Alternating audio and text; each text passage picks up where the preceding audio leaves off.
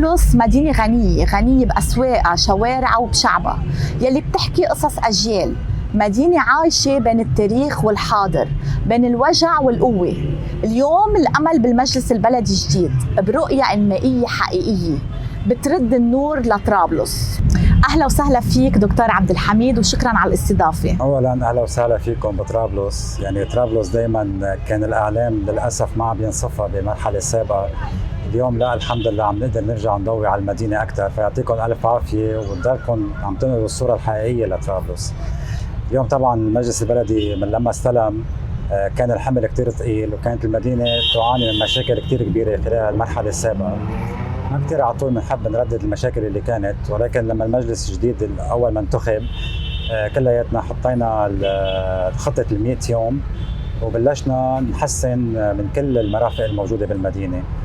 دائما لما نحكي عن طرابلس ما عم نحكي لا عن شارع ولا عم نحكي عن ضيعة، عم نحكي عن عاصمة تانية للمدينة، ولازم كل العالم تشوفها عاصمة تانية. مدينة طرابلس يعني اللي بيميزها عن غيرها انه هي عندها اهم مرفأ موجود على المتوسط. عندنا المعرض رشيد كرامي الدولي هلا رجع نفض الغبار عليه وبلش مثل ما عم بتشوفوا نشاطات ممتازة وروعة. المنطقة الاقتصادية الحرة بالمدينة هلا كمان حط تقريبا الحجر الأساس لانطلاقتها بتعيين مجلس إدارة جديد، وهلا كمان نحن موعودين من الحكومة انه كمان كل المراسيم التشغيلية تنطلق. عم نحكي عن مطار القليعات اللي هو هلا ما بيقعد عنا ثلث ساعة، كمان هيدا من المشاريع الكبيرة اللي قد تغير صورة المدينة اللي كانت عايشتها.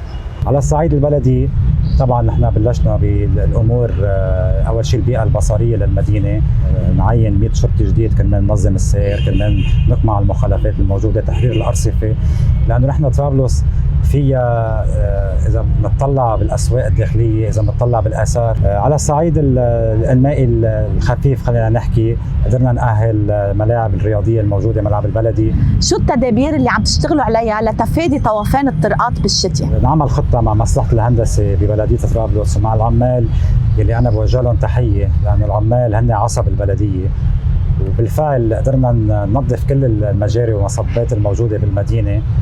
وشفنا باول شتوه وثاني شتوه لما البلد كلياته طاف، طرابلس الحمد لله كانت الامور كثير تحت المقبول واكثر من المقبول. كيف عم تشتغلوا على تغيير صوره نمطيه عن طرابلس اللي ملبسينها ثوب الارهاب؟ هيك طرابلس للاسف لبسوها ثوبين ما بتلبسهم، لبسوها ثوب الارهاب، وهذا الثوب بيلبسوه غب الطلب لحتى يعطوا رسائل متبادله. وعندك ثوب الثاني اللي هو انه المدينه هي الافقر على البحر المتوسط. هول الثوبين منهم لا توبه ولا بيشبهوها ولا قلق. طرابلس طول عمرها هي منها كانت تنطلق كل المظاهرات، منها كانت هي العروبه، منها كانت منبع لكل الحركات القوميه. طرابلس ما بحياتها كانت ارهاب ولن تكون ارهاب.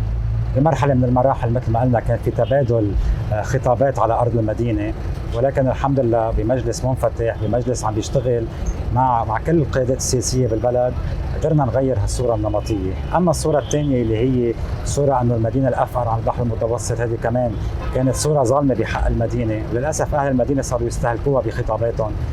مشان هيك انا بقول لهم ما تحكوا طرابلس من الافقر على مدينه البحر المتوسط، طرابلس هي الاغنى، بس نحن فقرناها لانه نحن ما عرفنا قيمتها مضبوط. الاسبوع الجاي كمان نعمل ريبراندنج للمدينه كلياتها لحتى بالفعل نكسر هالصوره اللي كانت. وهون انا بدعي كل الاعلاميين، بدعي كل الناس، تعالوا شوفوا طرابلس عن حقيقه.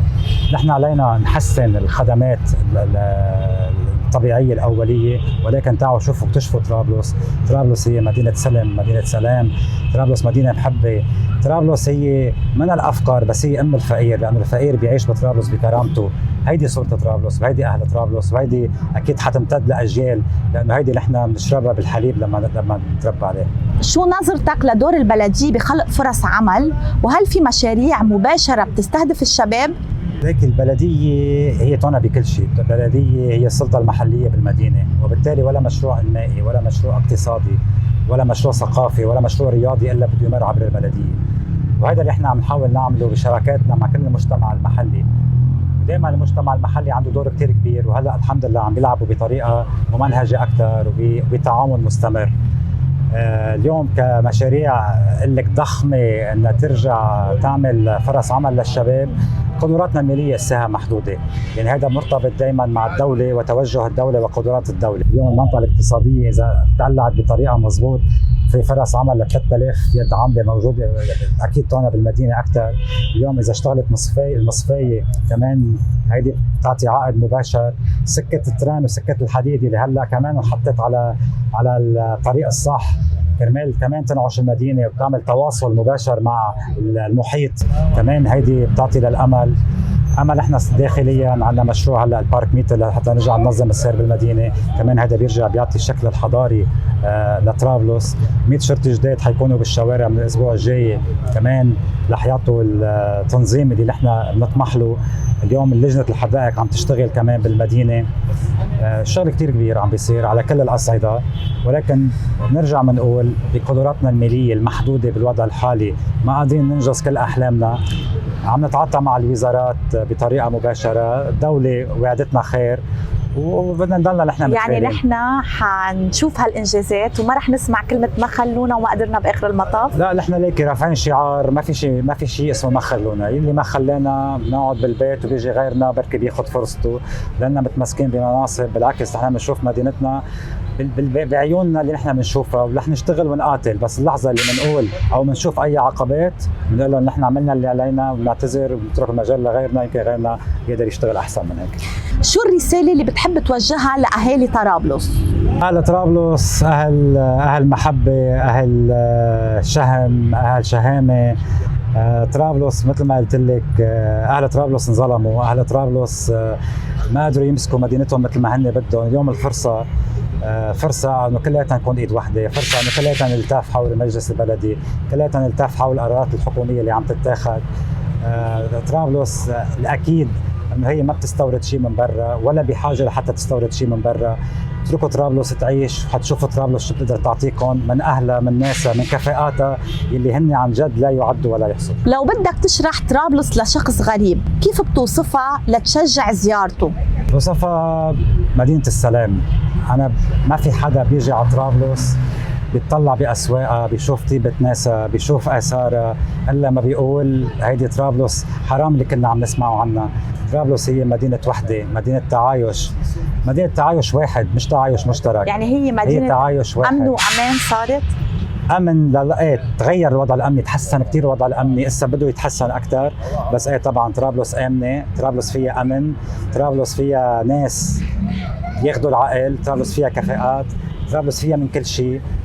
طرابلس فيك تعيشي فيها ب100,000 بالنهار، فيك تعيشي فيها ب3 مليون بالنهار، فيك تعيشي منها ب$1000 بالنهار. طرابلس هي صورة مشرفة عن لبنان. أنا بدعي لكل الناس تيجي تشوف طرابلس على حقيقتها، وحيكونوا كتير سعيدين وحيعودوا مرة ومرتين وثلاثة لزيارتها. شكرا كتير لك دكتور، ويلا إن شاء الله بنشوف طرابلس بأحلى حلة. إن شاء الله. تسلموا، الله يخليكم. مدينة بتستاهل نشيل عنها كل صورة ظالمة، لأنه طرابلس الحقيقية أن أو أجمل من كل الأحكام لترجع تنبض بالحياة، الحضارة والمحبة.